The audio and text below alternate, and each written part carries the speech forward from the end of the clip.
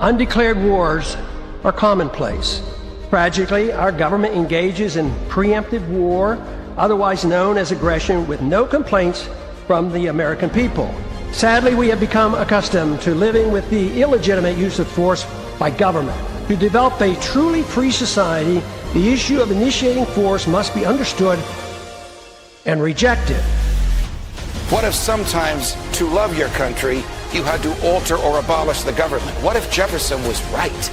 What if that government is best which governs least? What if it is dangerous to be right when the government is wrong? What if it is better to perish fighting for freedom than to live as a slave? What if freedom's greatest hour of danger is now?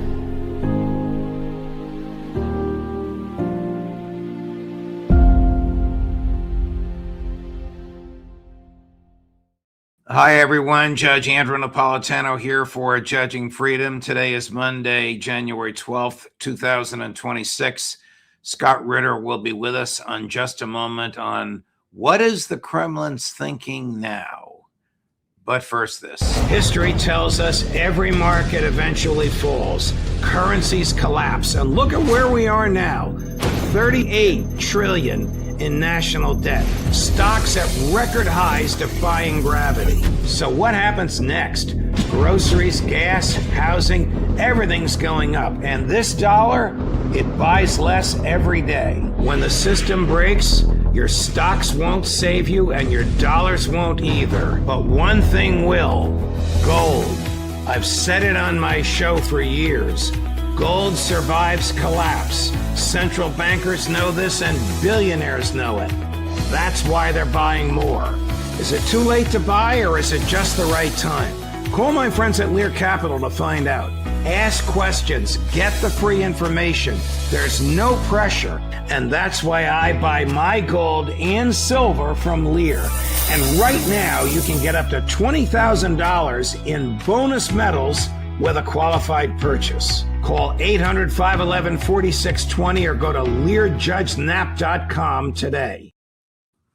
Scott Ritter, welcome here, my dear friend. I want to pick your brain on the thinking in the Kremlin that motivated the use of the Oreshnik last week and what you think their thinking is post the invasion of Venezuela and abduction of President Maduro. But before we get there, I'm going to guess that you were not surprised when President Trump stated recently to interviewers from the New York Times that his own mind and his own morality, and not the law, are the only restraints on his exercise of power in the international scene. Well, I don't know. I'm one of these people that is often criticized today for being naive, for having trust and faith in Donald Trump that he could be sincere about his desire for peace. I mean, he ran on a platform that promoted a number of ideas, one of which was the preservation of the constitutional republic over American empire. You remember that? Oh, yes. How important it is to maintain this. I did not have that faith in him, but you did, and I gave you a lot of credit for it. I was hoping beyond hope that this would be the case. And, this is a man who, said things that resonate with me, that he could reduce the defense budget by 50%. And I'm like, yes, you can. You can even do it more. And he said, that's what we want. There's no reason to be spending this money, he said. We're not here to prop up empire. We're here for America first. I'm like, gosh, if he just does half of this, we'll be doing great. And then the biggest thing that got me was that he was saying that he was supportive of peace with Russia. It now turns out that everything he said was a lie. And it not just a lie that evolved over time. He was lying to us the moment he said it. We now know this. I'll just give you a brief example.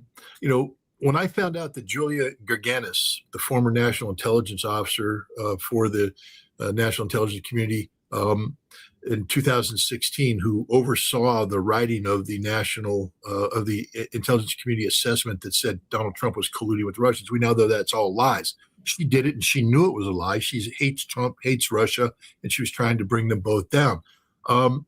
She was put into a pasture for a little while. She still was with the CIA, but she was working at a think tank. But she was brought out. And she was the person briefing the president on the way to meet Vladimir Putin in Alaska. When I heard that, I went, What? Yeah, oh yeah, no, she was brought out of the stables, and Ratcliffe, the director of the CIA, put her right there in front of Trump, briefing Trump on the way to meet Putin. This is a lady who hates Russia, hates Putin, and hates Donald Trump, or at least hated the old Donald Trump. But Ratcliffe did this and set her up by whitewashing her, by putting out a 5-page declassified review of what happened with that intelligence collection, intelligence community assessment. And it was all a little mistake, but generally speaking, it was good. And she's innocent. She didn't do anything. Well, Tulsi Gabbard was back there pulling out the real data. I'll get to that in a minute. But I always believed that this was, a mistake, that maybe Ratcliffe was to blame, that Ratcliffe was seeking a secret, way of undermining Trump. Nope. Ratcliffe put her there, and Trump wanted her because she wasn't there to Trump wasn't going to meet Putin to try and pursue peace. Alaska was a setup for the Russians. Alaska was designed to create the perception of the spirit of Alaska, to breathe life into Steve Witkoff and Kirill Dmitriev's, economic prosperity notion, never intending to do it. Scott Bessent, the Secretary of Treasury, was never going to allow the sanctions to be lifted. He wanted to break Russia, bring him to his knees. And I thought Bessent was off the reservation. Turns out Bessent was doing exactly what Trump wanted him to do. The bottom line is Alaska was setting up Vladimir Putin for failure by deliberately creating the conditions for the creation of a fifth column inside Russia. These new political elites who were thinking they were starting to spend the money they were going to make with all these great deals before the sanctions were lifted. Then Trump said, I can't lift the sanctions because of Vladimir Putin. It was all a setup. And then he tried to kill him, of course. Trump is a liar. I mean, Trump treated the American people like we were the perfect wife. I mean, he bought us flowers.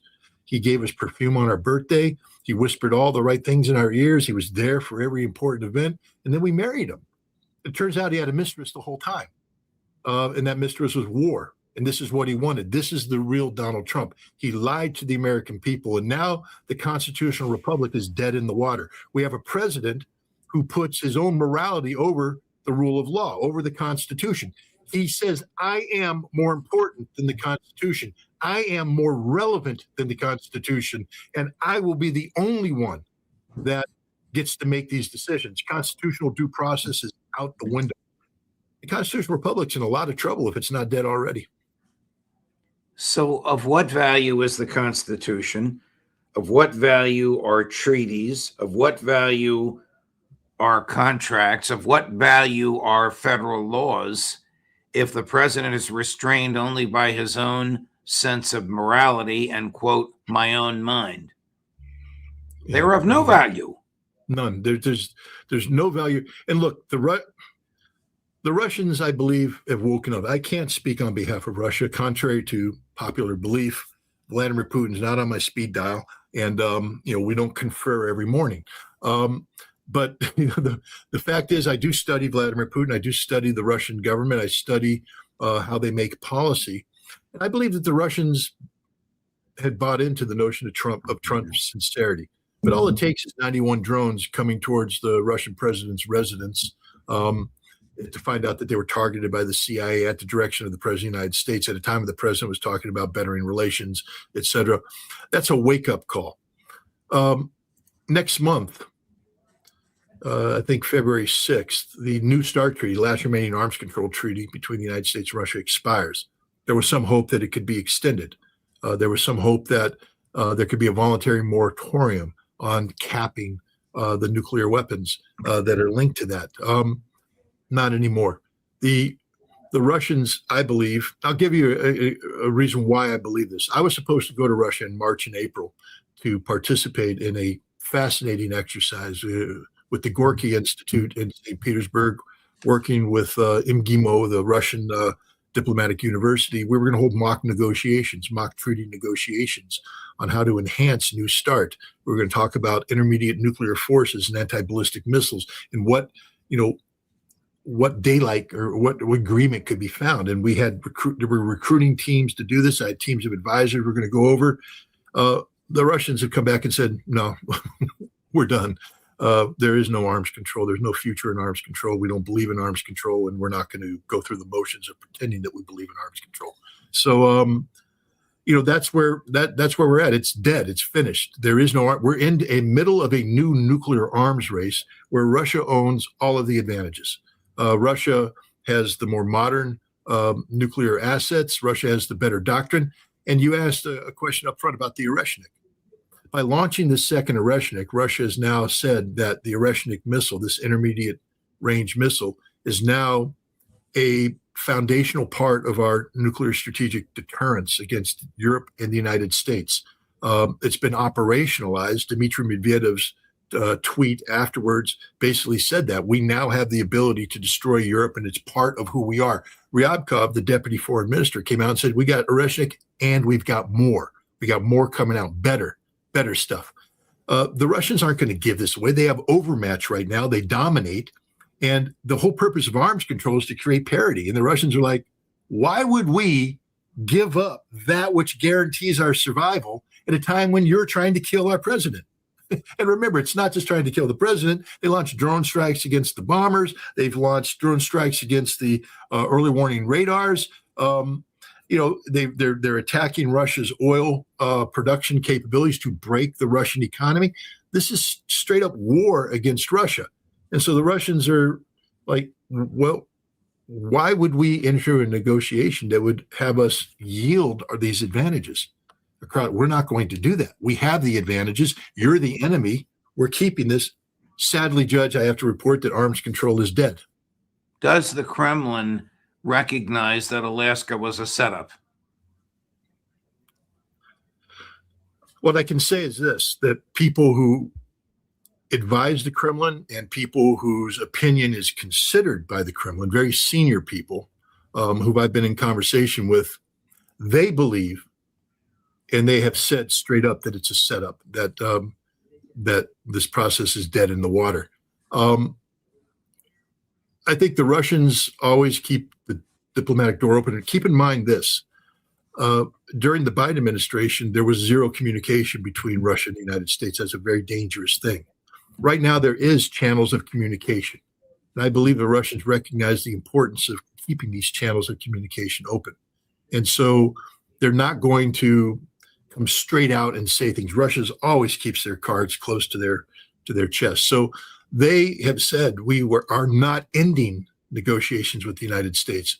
But they said because of this attack on the president, the character of these negotiations is changed fundamentally, which means that there are no negotiations about the settlement in Ukraine. This war will end violently with Russia, getting everything it wants through military force. That's where we're at. But I believe the Kremlin knows this, but I also believe that the Kremlin is pragmatic and doesn't give away its cards, and therefore they'll keep the pretense of negotiations in play. But they are very open. I mean, that's one thing about the Russians. They're just honest. And they said, no, the nature of negotiations are done. We're not playing that game anymore. So there's no doubt where Russia stands on this. There will be no negotiated into this conflict. Chris, have that. You can post that full screen. Over the weekend, President Trump proclaimed himself to be the acting president of Venezuela. Do you think he's of sound mind? No. I believe that act, combined with his statement about his morality trumping law, is de facto evidence that he is no longer fit for office. And I believe that the 25th Amendment should be implemented as soon as possible. I believe if J.D. Vance has a functioning brain cell, he has to understand how dangerous this is. I believe that Scott Bessent needs to. Marco Rubio won't, because this is Marco Rubio's dream right now. Marco Rubio, he's dual-hatted. I mean, this is the nefarious nature of Marco Rubio, where he can sit there and pretend to engage in diplomacy with Russia I mean, my God, how can the Russians ever look this guy in the eye again? Then he goes, puts on his national security advisor hat, holds the secret NSC meeting where he directs the CIA to assassinate the Russian president, because this came from Marco Rubio. This came from the National Security Council.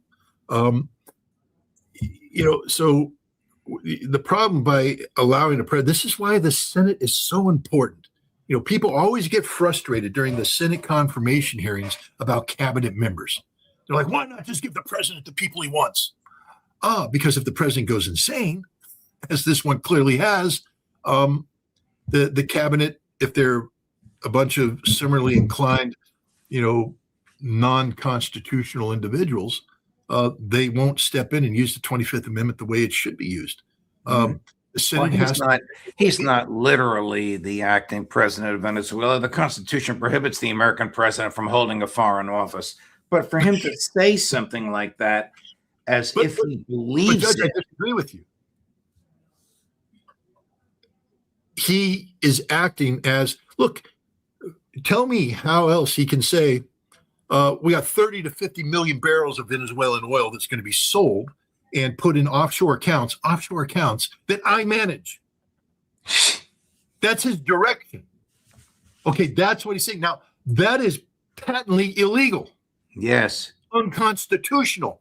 Yes. This is where the cabinet steps in and says, no, Mr. President, you don't get to do that. It's against the law. And the fact that you're even considering doing this makes us think you're mentally unbalanced. The vice president, we've come together and we're removing you. You're done. You're finished. But the fact is, people treat this as a joke. It's not a joke. This is a symptom of the illness, this mental illness that this man has. This is a mentally ill president. I'm going to play the most offensive statement he made in his 2-hour interview with the New York Times. It's only about 20 seconds long. This reinforces your argument about mental instability, and it's a very dark and gloomy tone. Chris, number 2. Do you see any checks on your power on the world stage? Is there anything that could stop you if you wanted to? Yeah, there's one thing, my own morality, my own mind. It's the only thing that can stop, and that's law. very good. I don't need international law. I'm not looking to hurt people. Not looking to hurt people. He just sent Delta Force into a compound, murdered over 100 people to carry out an illegal abduction. Not looking to hurt people. He's looking to murder people. This is a man who gleefully speaks about the necessity of bombing Iran today as the Iranian government cracks down on so-called protesters. But these aren't protesters. These are violent agitators, organized, trained, equipped, and motivated and led and instructed by the United States and the Mossad. This is a CIA Mossad operation. The Iranians broke the code. Hey, Elon, you're not as smart as you think you are, buddy. Letting the CIA and Mossad use Starlink to communicate with these people. The Russians broke that code a long time ago in Ukraine, and they shared that information with the Iranians, who read everything, and that's why it's over. They rounded everybody up, and they're going to execute them all because they have the proof. These aren't demonstrators, innocent demonstrators. These are Mossad agents, CIA agents, actively working to bring down a sovereign government. But the president ordered that. He doesn't care about life. And here's the key thing with the American people. He doesn't care about American life. I'm not an expert on, domestic law and all that. ICE executed a lady in broad daylight. Now, you can come up with all the crap you want about a car and all that. They had intent to do harm when they started. ICE is an occupying army in American cities that are murdering Americans, arresting Americans, and this president is encouraging this and facilitating this. This man is a criminal. Thomas Jefferson said it. You hinted at it in your, the tree of liberty has to be washed with the blood of tyrants and patriots on occasion. Now, I'm not advocating for violent revolution, but what I am saying is that we have constitutional remedies to the insanity that exists in Washington, D.C. today. Number one of which is we have the vote of the American people. If this man gets through the midterm elections, and the American people have foregone their responsibilities, because look, if you haven't figured out wherever you stand with MAGA and America first and all that. This is an insane man who doesn't. He just told you he doesn't care about America. America is defined by the Constitution of the United States of America. We are a constitutional republic. Without the Constitution, we don't exist. And he just said, screw law. I don't need law. I only need my brain. And it's a sick brain. It's a perverted brain. And I'm not talking about Epstein. I'm talking about the perversion of violence, the perversion of death. And the American people can stop that with their vote. And if they don't, then they punt it. Then we're left with the 25th Amendment.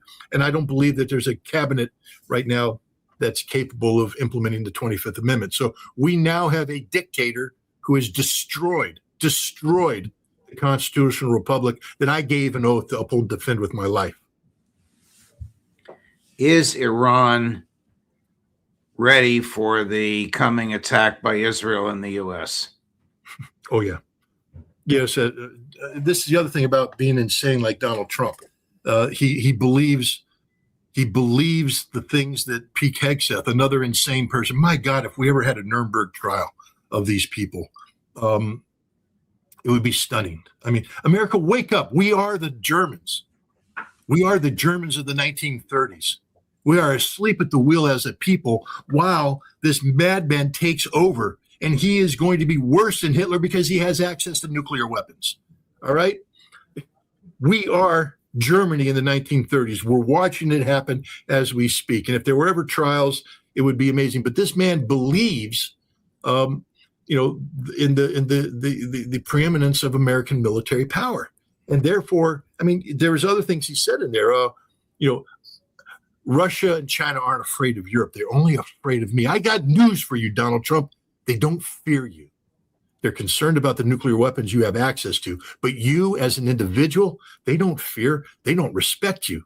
They despise you. They think you're a joke, but you're a dangerous joke, a very dangerous joke. But Russia and China don't fear you. And you're going to find out one day when you wake up and everything's gone south. Iran could be the place where that goes south, because if he goes forward with this stupidity, because the CIA has breathed a whole bunch of, horse dung into his lungs about Venezuela because they bought off a lot of people and they executed this operation. And the CIA is telling them we can do this in Iran too. All you have to do is bomb the Iranians, and the Iranian people are going to rise up and they're going to remove that Ayatollah. Game's over, Donnie. All your guys are dead.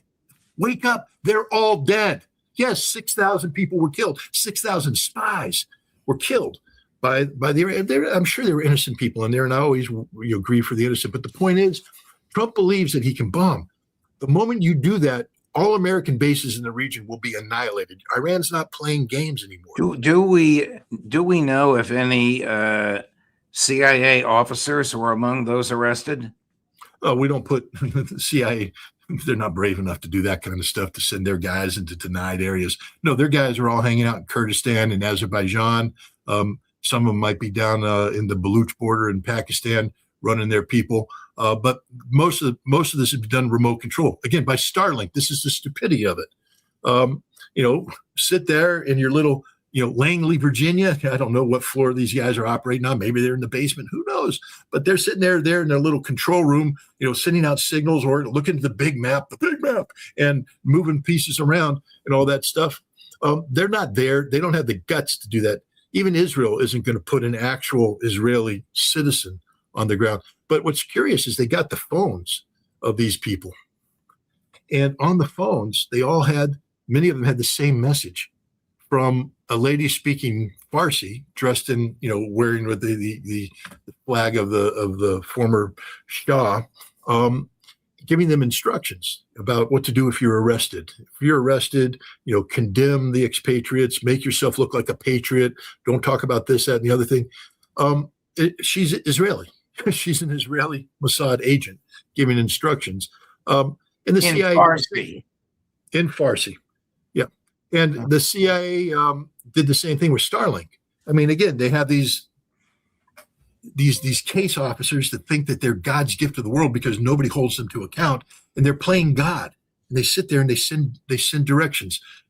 Okay, we have cached so many Molotov cocktails here. Get your people here. You need to burn this bank. You need to do this. You need to do that to create this unrest in the city that then we can come bomb security forces. Then you need to be prepared to move all this. And they're out there drawing big arrows on the board. What they don't realize is the same thing happened in Iran that happened in Iraq. Because I was part of that Iraq thing, not the plotting, but I was aware of it. They used my inspection team. The CIA put 12 covert paramilitary officers on my inspection team in the summer of 1996 to assassinate Saddam Hussein. And they were there on the ground, and they were supposed to be hooking up with the 3rd Battalion of the Special Republican Guard. The one Special Republican Guard unit I wasn't allowed to inspect. I said, I want to inspect them. No. We got this one under control. Well, they had bought off the leadership. And we were supposed to set up an event that would allow the United States to come in with cruise missiles and suppress the Special Republican Guard, except this one battalion, which was then going to marry up with my 12 paramilitary officers and move in, grab Saddam, and get him out of country. That was the operation. What they didn't realize is that all the guys they were sending in to communicate with the Iraqis were being rounded up by the Iraqis as they came across the border. The Iraqis had the communications equipment, told the guys, here's the deal. We can torture you to death and torture your family in front of you to death, or we'll let your family live with a pension. And when this is done, we'll kill you quickly, but you have to play the game. So the guy kept sending and receiving messages. And at the end of the day, when the Iraqis turned around and grabbed these guys, they called the CIA station chief in Amman, Jordan, and said, we've been reading you the whole time. Good luck. And that's what happened here in Iran, too. The CIA is not very good. They're not very good. They can do some things, but they're not as clever as they think. And they're murderous thugs. They don't care about human life. They just sacrificed 6,000 Iranians, and now they're going to go, oops, on to the next project. Wow. Are there pressures on President Putin to crush the Ukrainian military and destroy the Zelensky government? There's no pressure on him. That's what he's going to do. General Surovikin, when he took over after the Ukrainian offensive in the fall of 2022, after the United States provided, $48 billion worth of training and equipment, they rebuilt the Ukrainian army. After the Russians began withdrawing their forces as part of the good faith measure they agreed to in Istanbul, the Ukrainians exploited the Russian weakness. 50% of the Russian army had already been withdrawn. There's huge gaps in the line. They weren't expecting anything. The Ukrainians kept sweeping in. So Russia mobilized 300,000 troops, and they appointed Surovikin to be in charge, and his job was to stabilize the lines. And once he did that, everybody's like, well, now you're going to do the big arrow and counterattack. He said, we're not here to sacrifice Russian life. We're here to win this war, and we're going to create the conditions of victory through a war of attrition. And that's what Russia's been doing ever since. And they will continue to do this for as long as it takes. I've stopped trying to put a mark on the calendar. I'm not going to do what the Russian government won't do. All right. I'll be more than happy to assess any date that the Russian government puts up on the calendar. They don't do it, which tells me they're not driven by the calendar. They're driven by results, and the results are dire. The Ukrainians are out of reserves. And so now there's an emergency mobilization order going out to the various territorial recruitment centers. They have to scoop up 50,000 guys overnight and get them to the front lines with no training, where they will die. But that's where they're at. They lost 15 to 20,000 guys in Pokrovsk that they should have withdrawn. Highly trained troops are gone forever. And now without those troops, there is no fire brigade to move around. And the Russians are exploiting this. Vladimir Putin is going to do this. Now, the interesting thing is, he had made a promise early on that he wasn't going to kill Zelensky or Zelensky's cabinet. He said, no, we're not going to do that. And as a result, the Ukrainian government has been able to act with impunity. I mean, they imagine inviting foreign leaders to the capital of a nation at war and parading around. If they were really at war, there would be no trains to have them come in on, and all the foreign invited, would be dead. But no, the Ukraine it's open season. Everybody gets to visit, and Zelensky gets to travel to, fro, and everywhere. And even after he, refused to hold elections, the Russians said he's not the legitimate president, but he is the head of the regime. So they were willing to recognize him as the head of the regime and carry out negotiations with the head of the regime with the understanding that before the whatever agreement was finalized, there had to be elections and a real leader, constitutional leader, appointed. But at least they were saying Zelensky's the head of a regime. After the events that culminated with the assassination attempt against President Putin, they've called Zelensky a terrorist at the head of a terrorist organization. This is a game-changing event. So this means that it's a death sentence to Zelensky and his cabinet. They may not know it yet, but they will not survive this. They will be hunted down and they will be killed. There will be no, amnesty. Notice they threw that in there as part of the negotiation. Got to have an amnesty. The Russians aren't going to give you amnesty. You're Stepan Bandera 2.0. You're a dead man walking, and that's how this is going to end. Does the Kremlin understand that Trump authorized the attack on Putin's house? Yeah, that's why they gave us the chip. Remember, the head of the Russian military intelligence handed over a guidance chip to the American defense attaché in Moscow. Now, they didn't say anything. They just said, here's the chip. And on this chip is all the information. And on that chip is all the information. But the thing is, the Americans know what's on that chip because we programmed that chip. We were trying to tell lies because I guess we believed that the drones, when they hit, would blow up and the chips would be unrecoverable. They had a fully functioning intact chip. Apparently, they have 21 of those. And they gave it to the United States. And when you reverse engineer that, as the Russians did, it becomes crystal clear what the target was. It was the presidential residence. That's what the Russians say, and that's what the data shows. And how it was collected, when it was collected, who packaged it, who processed it. The nature of the digital data on that chip could only have been assembled in one place, not Palantir operating in Germany using commercially available data, which is what the front cover is. Palantir is there doing this, but they're given a data packet from a United States Department of Defense activity in Europe that packages targeting data for Tomahawk missiles and for other advanced American weapon systems. They're the ones that took American intelligence data, packaged it into a digital package, gave it to Palantir, who gave it to the Ukrainians, who loaded it into the chip. But when you reverse engineer that, you realize that the data could only come from specific assets and assembled in a specific place. The Russians know everything. And when they gave that chip over, they were saying, we know everything. What is in, under, or closely affiliated with that residence? Look, it's a presidential residence. If you go to Camp David, there will be a skiff where classified data, and there will be a bunker that the president can retreat to in case of attack. So this is a presidential complex. The residence is one thing, but there will be for instance, there is a presidential communications facility there that maintains all of the connectivity necessary for Russia to operate in time of war, in time of peace, in time of emergency. Presidential communication facility. There will be security facilities nearby. Also the personnel that man the place, maintain the residence, just like at Camp David. I mean, I went to the National Fire Academy in Emmitsburg, Maryland, I believe it is. And, we were told, don't get drunk and wander in that direction, because if you go in the woods in that direction about 100 yards, there's going to be a Marine in a ghillie suit jumping out of the ground and butt stroking you and taking you prisoner, because you now have entered into the exclusion zone for Camp David. The Russians do the same thing for this retreat. And so what the United States is trying to say is we weren't targeting the residents. We were trying to target something else. But the Russians are very specific. And again, I know the Russians. If it wasn't the residents, they wouldn't have said the residents.